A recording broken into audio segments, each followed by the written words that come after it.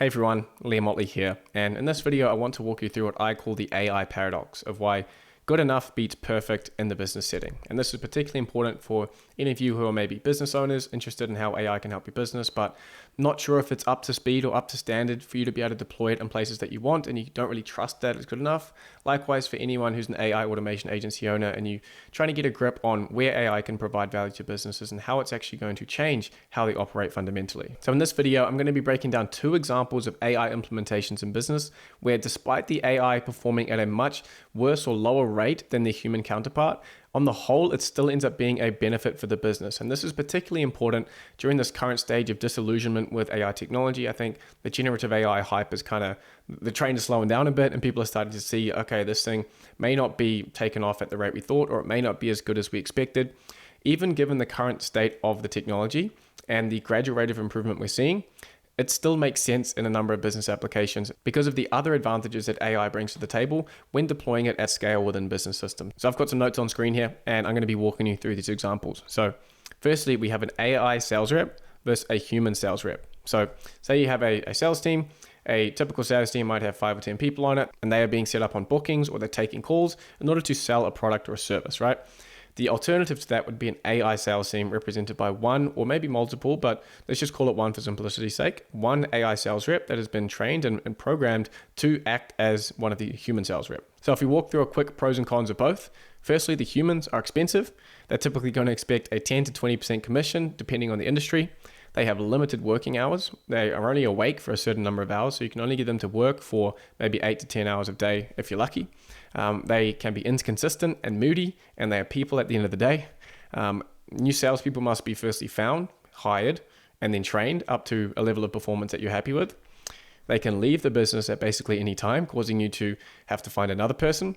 And in order to scale the business, you need multiples. You need to continue hiring and adding more people because each person can only carry or accept, say, 8 to 10 sales calls a day, or depending on how long the sales calls typically are.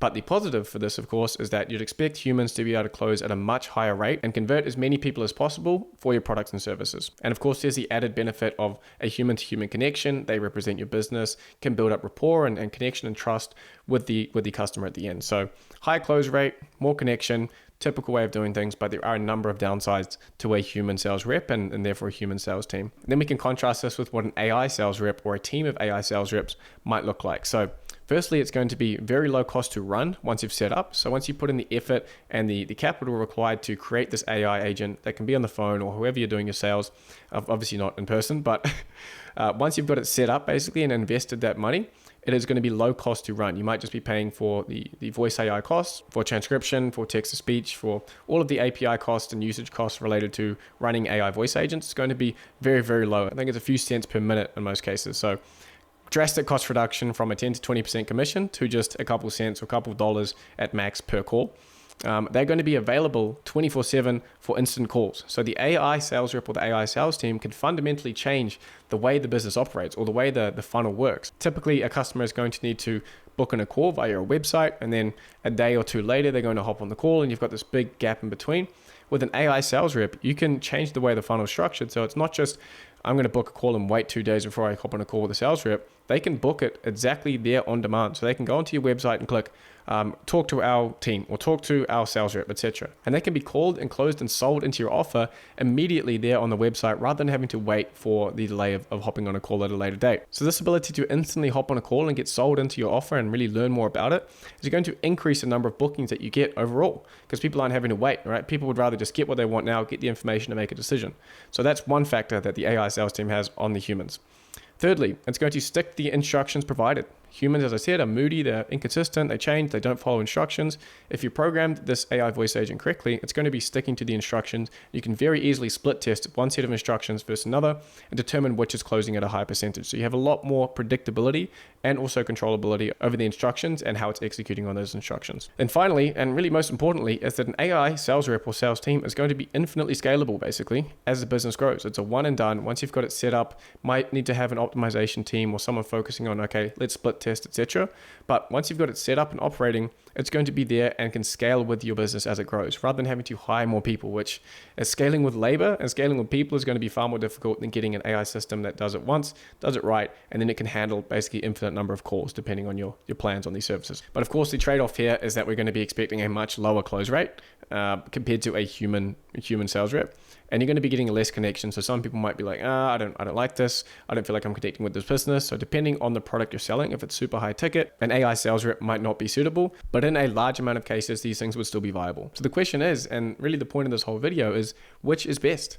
Given that the AI will close at a much lower rate, but likely increase the number of bookings overall due to the ability to book it instantly, versus a human sales team, which are likely going to close at a much higher rate, but you may see less bookings because of that time delay. And at the same time, these guys cost a lot. You're spending 10 to 15% of your top line revenue to pay the sales rep. So when you do the maths overall on the number of bookings, on the close rate, and the amount you're actually spending and the profits you're getting, it does get a little bit more complicated than that. So I'm going to rattle through some maths now and put it all up on screen to compare this AI sales rep versus human sales rep. So a couple assumptions here for the scenario is that we're going to be getting 10,000 site visitors per month to your landing page. The human sales reps are on a 15% commission. The AI system on a cost per close is a 0.01% commission equivalent. So you say the human's commission is 15%. The AI system's commission in terms of the cost for running it might be a 0.01% of the ticket value. For a traditional funnel where people can come on and book in a call with a human at a time that works, we might see a 5% booking rate on people who visit the site. So 5% of website visitors end up actually booking a call.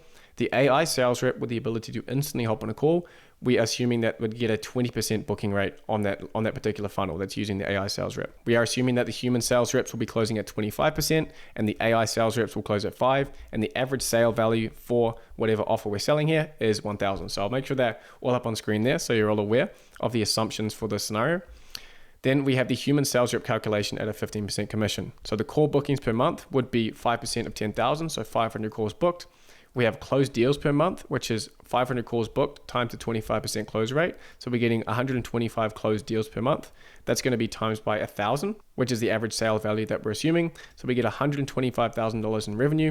The commission cost of these sales reps is going to be 15% of that, which is $18,750.